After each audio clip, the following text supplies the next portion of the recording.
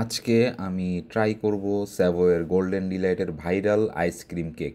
তো অনেক দিন ধরে এটার কিছু মানুষের ভিডিও দেখতেছিলাম, কয়েকজন তো এটাকে সেই ভালো, সেই অস্থির একটা জিনিস বলে মার্কেটে চালাইতেছে।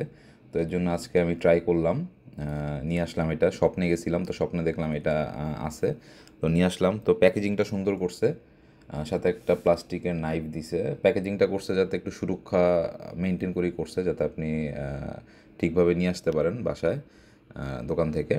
তো প্লাস্টিকের একটা নাইফ দিছে সাথে, সেটা দিয়ে আমি কাটার চেষ্টা করতেছি কেকটা। তো কেকের মেনলি যদি বলি, উপরে হচ্ছে বাদাম ছিল, অনেক বাদাম।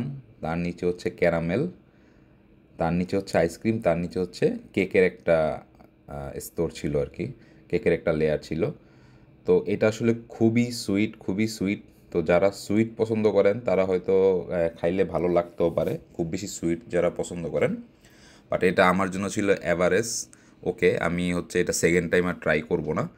তবে একবার খেতে খাইতে খুব একটা খারাপ লাগবে না, ফার্স্ট টাইম খাওয়া যায়, বাট সেকেন্ড টাইম আর আমি এটা টাকা দিয়ে খাবো না।